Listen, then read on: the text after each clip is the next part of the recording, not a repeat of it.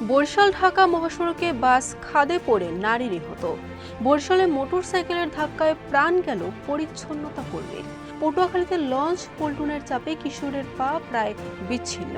বরিশালে ব্যবসায়ীকে খেলনা পিস্তলের ছবি পাঠিয়ে চাঁদা দাবি। পটুয়াখালীতে 5 লঞ্চ থেকে শতাধিক তোষক জব্দ। পিরোজপুরের সরকারি রাস্তা বরাদ্দে ইউপি সদস্যের বাড়ির রাস্তা নির্মাণ। বিচারহীনতার 100 দিনে নওসিরতে ওসমান হাদির স্মৃতি মঞ্চের আত্মপ্রকাশ। কুয়াকাটা সৈকতে ধ্বংসের পথে ঐতিহাসিক পালতোলা নৌকা।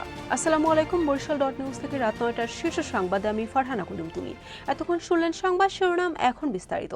ঢাকা বরিশাল মহাসড়কে বরিশালের গৌরনদী উপজেলায় যাত্রীবাহী বাস নিয়ন্ত্রণ হারিয়ে খাদে পড়ে ইতি চক্রবর্তী নামে এক নারী নিহত হয়েছেন। এ ঘটনায় আরও 3 জন যাত্রী গুরুতর আহত হয়েছেন। রবিবার সকালে বাটাজোড় এলাকায় এ দুর্ঘটনা ঘটে।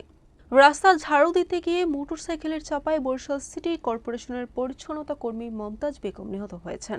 শুক্রবার দিবাগত রাত 11টার দিকে বরিশাল শেরে বাংলা মেডিকেল কলেজ হাসপাতালের সামনে এ দুর্ঘটনা ঘটে। পটুয়াখালীর বাউফলে লঞ্চ ও পল্টনের চাপে আব্দুর রহমান গাজী নামে এক কিশোরের ডান পায়ের পাতা প্রায় বিচ্ছিন্ন হয়ে গেছে।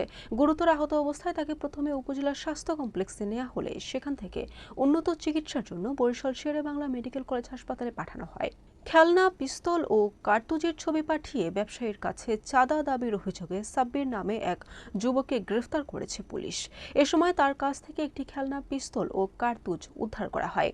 পটুয়াখালী লঞ্চ টার্মিনাল ঘাটে ঢাকাগামী কয়েকটি লঞ্চে অভিযান চালিয়ে ফ্লোরে পাতা শতাধিক তোষক ও চাদর জব্দ করেছে ভ্রাম্যমাণ আদালত।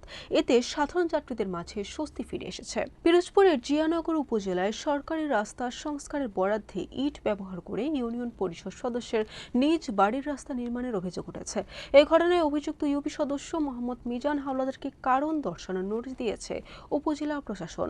বিচারহীনতার 100 দিন উপলক্ষে ঝালকাঠি নওসিরিতে শহীদ শরীফ ওসমান হাদির স্মরণে নতুন সংগঠন ওসমান হাদি স্মৃতি মঞ্চ এর আনুষ্ঠানিক আত্মপ্রকাশ অনুষ্ঠিত হয়েছে। শহীদ ওসমান হাদির বোন মাসুমা হাদির উদ্যোগে এই সংগঠনের যাত্রা শুরু হয়। পটুয়াখালীর পর্যটন কেন্দ্র কুয়াকাটায় উদ্ধার হওয়া 2 শতাধিক বছরের পুরনো একটি ঐতিহাসিক পালতোলা নৌকা দীর্ঘদিন ধরে অযত্ন অবহেলায় পড়ে আছে।